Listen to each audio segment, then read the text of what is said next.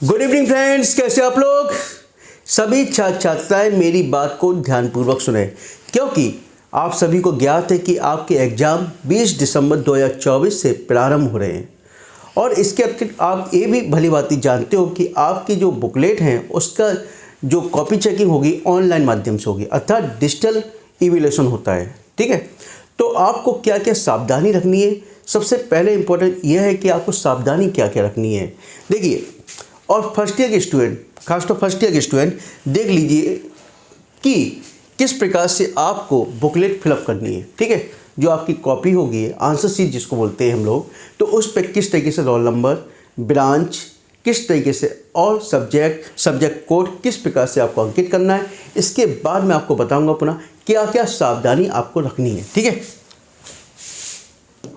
देखिए पहला, देखिए ये आपकी मैंने एक डमी कॉपी ली है। ठीक है, प्रारंभिक शिक्षा परिषद उत्तर प्रदेश। ठीक है, और सब पे यहाँ पे देखिए आंसर बुकलेट लिखा होगा। ठीक है, क्या लिखा होगा? Answer booklet. बुकलेट का क्रमांक यहाँ पे लिखा होगा आपको।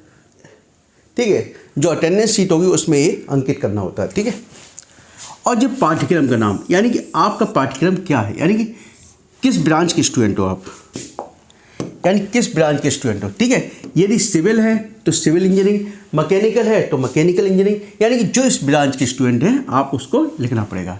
यह है वर्ष। ठीक है, अब किस वर्ष के स्टूडेंट हैं?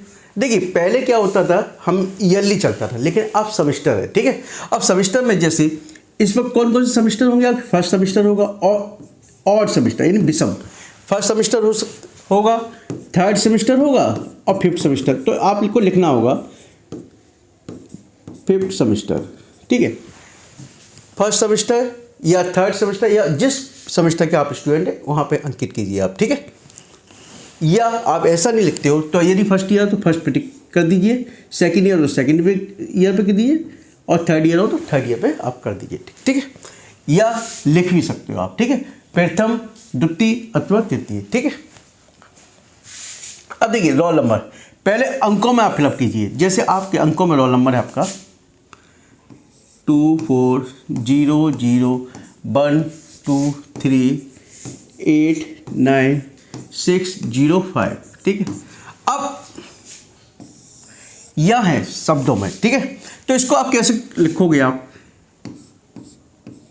240012389605, इस तरीके से आपको रोल नंबर अंकित करना होगा। ठीक है, अब यहाँ ये सब्जेक्ट, यानी किस सब्जेक्ट का, मान पेपर यानी जिस सब्जेक्ट का आप एग्जाम दे रहे हो उस सब्जेक्ट का यहाँ लिखना होगा। ठीक है, और इसके अतिरिक्त प्रश्न पत्र संख्या यानी क्वेश्चन पेपर कोड, आपको जो क्वेश्चन मिलेगा उस पर राइट हैंड साइड पे लिखा होगा कोड नंबर, तो उस कोड को आपको यहाँ अंकित करना होगा। ठीक है, तो ये सावधानी आपको रखनी होगी। इसके अतिरिक्त यहाँ कक्ष निरीक्षक के साइन होते हैं, यानी कि सिग्नेचर ऑफ द इन्विजिलेटर। यदि यहाँ इन्विजिलेटर के साइन नहीं है तो ये मानिए आपकी कॉपी इनवैलिड मानी जाएगी, अनऑथराइज मानी जाएगी। याद रखिए, दिनांक आपको फिलअप करनी होगी, जिस डेट को आपको एग्जाम हो रहा है वो डेट आपको फिलअप करनी है, और इसके बाद जिस रूम में आपकी एंट्री है, जिस रूम में आप बैठे हो वह रूम नंबर आपको लिखना होगा। ठीक है, चलिए ये तो आपकी बुकलेट की प्रोसेसिंग होगी। अब आपको सावधानी क्या रखनी है बेटा, ये देखनी है आपको, है ना। जस्ट मिनट, सपोज ये आपकी बुकलेट है। क्या है? बुकलेट है, यानी कि आंसर कॉपी आपकी है। तो कॉपी को हम इस तरीके से पेज रखते हैं। ठीक है, पलटेंगे तो ये देखिए इस तरीके से पलटा आपने, और ये पेज आपके स्कैन होते हैं। क्या होते हैं? स्कैन होते हैं। तो इसलिए याद रखिए, जब स्कैन होती है तो मैं आपको एक सलाह दे रहा हूँ इस तरीके से। तो पहले वाले पेज पर, यानी कि जो आपका लेफ्ट हैंड का पेज है उस पे, इस वाले पे अधिक मार्जिन लेके चलिए थोड़ा। यानी कम से कम 1 इंच का इस पेज पर, यानी लेफ्ट हैंड वाला पेज है तो लेफ्ट हैंड पेज पर राइट हैंड की तरफ कम से कम 1 इंच का मार्जिन लेके चलिए, ठीक है, याद रखिए 1 इंच का। उसी प्रकार से जो आपका राइट हैंड का पेज है, ठीक है, उस पर लेफ्ट हैंड पे यानी यहाँ पर 1 इंच का मार्जिन लेके चलिए। मार्जिन का मतलब होता है यानी 1 इंच के बाद आप लिखना शुरू कीजिए। यहाँ एक लाइन ड्रॉ कर दीजिए, ठीक है, याद रखिए ये आपको थोड़ी सावधानी रखनी होगी, ठीक है, क्यों हो सकता है कभी स्कैन करने में आपका कोई वर्ड छिप जाए या स्कैन ना हो पाए प्रॉपर, पेज मुड़ जाए, इसलिए इतनी सावधानी आपको रखनी पड़ेगी, ठीक है। और दूसरी बात,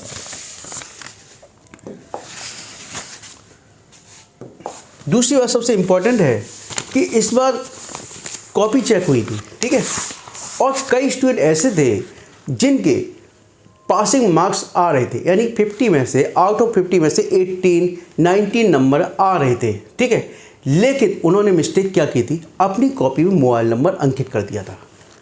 और जब ऊपर से गाइडलाइन आपके पास है कि आप यदि मोबाइल नंबर अंकित करोगे, क्या करोगे, मोबाइल नंबर अंकित करोगे तो आपको 0 मार्क्स दे दिए जाएंगे। क्या दिए, 0 मार्क्स दिए जाएंगे। तो 0 मार्क्स दिए गए, ऐसे सभी छात्र को 0 मार्क्स दिए गए, ठीक है। तो ऐसे छात्र अपना ई वैल्यूएशन का फॉर्म भी नहीं फिलअप कर पाते, ठीक है।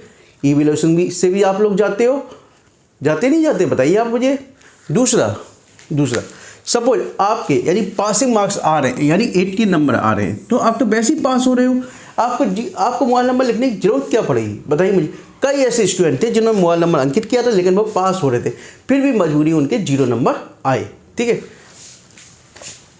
तो ऐसी गलती आपको बिल्कुल नहीं करनी है बेटा, ठीक है।